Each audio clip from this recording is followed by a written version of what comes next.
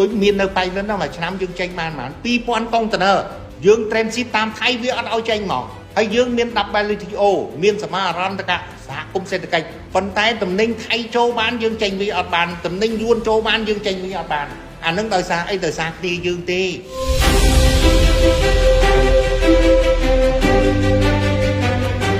ដូចមាននៅបៃលិនហ្នឹងមួយឆ្នាំយើងចេញបានប្រហែល 2000 កុងតឺន័រយើង transit តាមថៃវាអត់ឲ្យចេញមក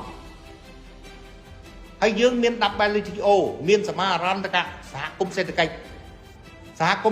អាស៊ានចុះថ្ងៃទី 1 ខែ 1 2016ប៉ុន្តែតំណែងថៃចូលបានយើងចេញវាអត់បានតំណែងយួនចូលបានយើងចេញវាអត់បានអានឹងដោយសារអីដោយសារគ្នាយើងទេយើងនាំគ្នាប្រឹងគ្នាយើងគិតគ្នាយើងស្ថាប័នទល់ដែនគឺជាស្ថាប័នមួយដែលត្រូវរឹងហើយបើយើងអត់រឹងយើងចេះឲ្យគេចូល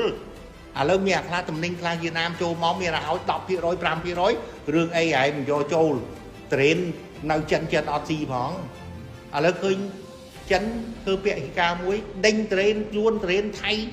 ឡូវរហូតទៅដល់តំណែងមួយចំនួនរបស់ថៃក៏សិតតែសារធាតុគីមីដែរអានឹងក្រោយមកសុខខ្មែរស្រួលបើឲ្យចូលឲ្យ 10% អានឹងចឹង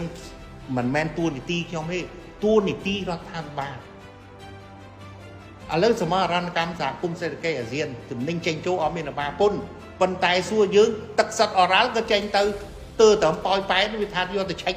នៅបាងកកសិនអានោះយកឆែកនៅហាណូយសីកងសិនហើយតទៅពេលតំណែងគេចូលមកបាក់ទឹកបាក់ដីតាមច្រកណាក៏មានដែរឥឡូវល្បីមែនតើល្បីចូលសាភូពុយណា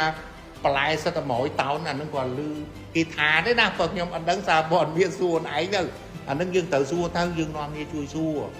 បន្លែយើងមានយើងគួរតែប្រឹងទៅឥឡូវនៅក្នុងខេត្តស្អីគេនៅទល់ដែននោះបន្លែយើងមានចូលប្រហែលជា600អានេះ600អាតង់600អានេះហ៎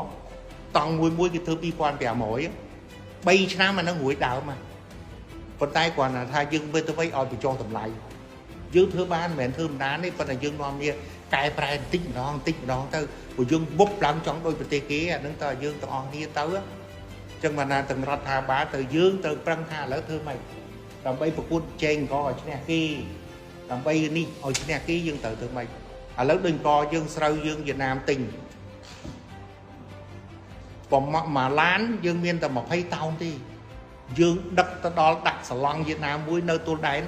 សឡង់វៀតណាមមួយ 2000 តោនក៏ប៉ុន្តែ